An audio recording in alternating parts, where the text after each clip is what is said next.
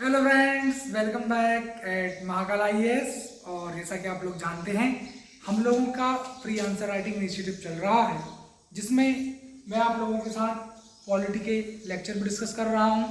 और पहले भी प्रॉमिस की है कि 35 से 40 लेक्चर में पूरी पॉलिटी बहुत अच्छे तरीके से इम्पोर्टेंट केस लॉ और कमेटी के रिकमेंडेशन के साथ हम कंप्लीट कर लेंगे।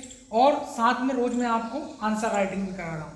तो आज हमारा डे 4 है आंसर राइटिंग का, और ऑलरेडी 3 लेक्चर अपलोड हो चुके हैं। जैसे कॉन्स्टिट्यूशनल मोरालिटी, उस पर मैंने आंसर राइटिंग कराई है आप लोगों को। सेपरेशन ऑफ पावर, उस पर आंसर राइटिंग कराई। आर्टिकल 12 पर मैंने आप लोगों को आंसर राइटिंग कराई है।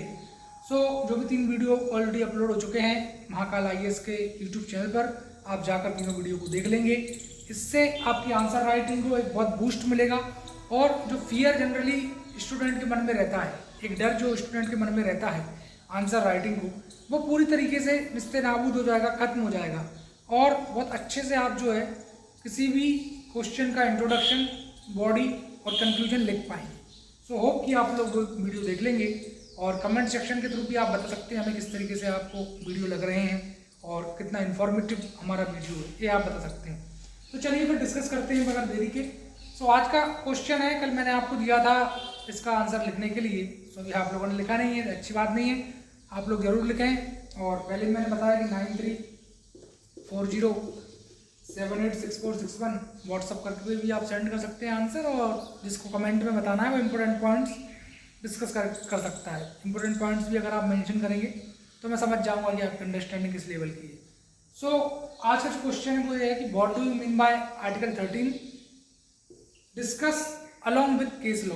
यानी आर्टिकल 13 से आप क्या समझते हैं और आपको जो है केस लॉ के साथ डिस्कस करना है। सबसे पहले तो हम इसका इंट्रोडक्शन कैसे लिखें, ये वाला पॉइंट आ गया। तो मैंने ऑलरेडी आपको, जब मैं पढ़ा रहा था पॉलिटिकल लेक्चर नंबर देखेंगे आप, एक 3rd या 4th लेक्चर होगा। उसमें मैंने आपको बताया था कि आर्टिकल 13 में आकर बोला क्या गया है। आर्टिकल 13 में इस बात का जिक्र किया है कि all the pre constitutional law, यानी 26 जनवरी 1950 से पहले जितने भी लॉ है वो किसी भी तरीके से किसी भी फंडामेंटल राइट के साथ इनकंसिस्टेंट अगर हैं, फंडामेंटल राइट को किसी भी तरीके से वायोलेट कर रहे हैं, डिस्ट्रॉय कर रहे हैं, कर्ब कर रहे हैं, वो समस्त प्री कॉन्स्टिट्यूशनल लॉ जो है वॉइड करार दे दिए जाएंगे, नल एंड वॉइड करार दे दिए जाएंगे, इलीगल हो जाएंगे अगर वो फंडामेंटल राइट को कर्ब करते हैं। तो उसी प्रकार 26 जनवरी 1950 संविधान लागू होने के बाद, कॉन्स्टिट्यूशन के प्रोविजन आने के बाद, कॉन्स्टिट्यूशन लागू होने के बाद जितने भी पोस्ट कॉन्स्टिट्यूशनल लॉ हैं वो किसी भी तरीके से अगर कंट्रावीन करते हैं किसी भी फंडामेंटल राइट को, तो then also they will be shall be void, वो भी वॉइड हो जाएंगे। इस तरीके से तो आप आर्टिकल 13 क्या प्रोवाइड करता है उसको मैंने आपको बताया, एक्सप्लेन करा, उस तरीके से आप बता सकते हैं। तो ये तो हो गया आपका इंट्रोडक्शन। हमेशा आप लोग ध्यान रखें कि 2 से 3 लाइन में ही मैक्सिमम आपको जो है समाहित करना होता है पूरे इंट्रोडक्शन को। उसके बाद हम मूव कर जाते हैं बॉडी वाले पार्ट पर। तो बॉडी वाले पार्ट की मैं बात करूं तो 100 से लेकर 120 वर्ड्स, 100 से जो है 120 वर्ड में आप जो है किसी भी क्वेश्चन का अच्छे तरीके से जो है बॉडी वाले पार्ट को आप बता सकते हैं। और इंट्रोडक्शन में 2 या 3 लाइन मैंने आपको बताई। केस लॉ हम इसमें डिस्कस करेंगे कि कौन कौन सी केस लॉ में क्या क्या बात बोली। तो मैंने आप लोगों को बताया था कि सबसे पहले बॉडी वाले पार्ट में आप लिखेंगे Shankari Prasad case. In Shankari Prasad case Supreme Court ruled that Parliament can amend the constitution and through constitutional amendment act it can curb the fundamental right of citizen, but it can not curb fundamental right of citizen through ordinary law. यानी ordinary law के थ्रू जो है curb नहीं किया जा सकता fundamental right को सिटीजन के, बट कॉन्स्टिट्यूशनल अमेंडमेंट एक्ट से तो किया जा सकता है। मैंने आपको ऑलरेडी बताया कि भाई, जो मैंने थोड़ा बताऊँ उसकी कहानी, कि जो हमारे शंकर प्रसाद थे वो एक बड़े जमींदार थे।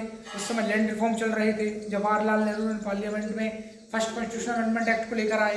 आर्टिकल 13 भी, जो कि स्टेट ESPAT स्टेट वगैरह जो थी प्राइवेट बॉडी थी उनको पब्लिक कॉर्पोरेशन में कन्वर्ट किया गया। लैंड रिफॉर्म बड़े लेवल पर इम्प्लीमेंट किए गए। तो दरवाजा जब खटखटाया शंकर प्रसाद जी ने सुप्रीम कोर्ट का, तो सुप्रीम कोर्ट ने बोल दिया कि भाई ऑर्डिनरी लॉ से अगर आपके फंडामेंटल राइट को कर्ब किया जाता तो हम कुछ कर सकते थे, बट चूंकि कॉन्स्टिट्यूशनल अमेंडमेंट एक्ट के थ्रू जो है आपके फंडामेंटल राइट का हनन हुआ है तो हम कुछ नहीं कर सकते। फिर फर्दर सज्जन सिंह केस हुआ, तो Sajjan Singh case versus state of Rajasthan 1965, in that case also supreme court highlighted that constitutional power of parliament supreme, यानी पार्लियामेंट का जो कॉन्स्टिट्यूशनल पावर अमेंड करने का वो सुप्रीम है। बट कहीं ना कहीं जो जस्टिस मुदुलकर थे उन्होंने एक शेडो कास्ट कर डाउट की कि भाई अनलिमिटेड पावर जो पार्लियामेंट है वो डेमोक्रेसी के लिए कहीं ना कहीं अच्छा नहीं है। तो सज्जन सिंह केस में ये बात अलग है कि पार्लियामेंट के फेवर में जो है जजमेंट गया सुप्रीम कोर्ट का, बट कहीं ना कहीं एक शेडो कास्ट हुई जो भी अनलिमिटेड पावर है पार्लियामेंट को उसके ऊपर। इसके बाद में आप लोगों से बात करूं तो फिर पार्लियामेंट को जो सज्जन सिंह केस हो गया, उसके बाद जो है गोलकनाथ केस हुआ। लेकिन गोलकनाथ केस में क्या हुआ कि 1967 में गोलकनाथ केस में पार्लियामेंट ने साफ साफ कह दिया कि भाई हमारा तो जो अनलिमिटेड पावर है मतलब पहले का, तो 1967 में जो है सुप्रीम कोर्ट ने जो है साफ साफ इस बात को कह दिया कि भाई ना तो कोई ऑर्डिनरी लॉ और ना ही कोई कॉन्स्टिट्यूशनल अमेंडमेंट लॉ, ना ही कोई ऑर्डिनरी एक्ट, ना ही कोई कॉन्स्टिट्यूशनल अमेंडमेंट एक्ट किसी भी तरीके से सिटीजन के फंडामेंटल राइट के साथ छेड़खानी नहीं कर सकते, सिटीजन के फंडामेंटल राइट को कर्ब नहीं कर सकते।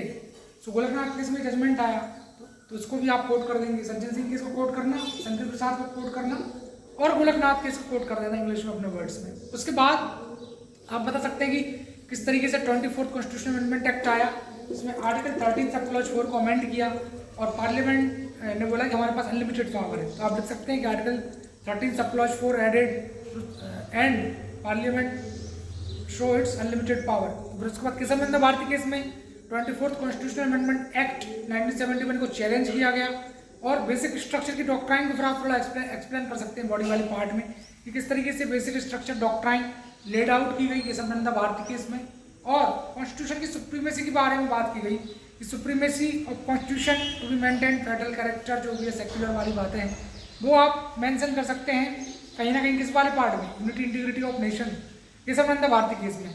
फिर लास्ट में आप बता सकते हैं कि भाई केशवानंद भारती केस के बाद आप बता सकते हैं कि किस तरीके से 368 सब क्लॉज 4, 368 सब क्लॉज 5 ऐड किया गया through 42nd constitutional amendment act, यानी 42nd कॉन्स्टिट्यूशनल अमेंडमेंट एक्ट के थ्रू फिर भी नहीं मानी पार्लियामेंट और उसने अनलिमिटेड पावर फिर अपना शो करना चाहा।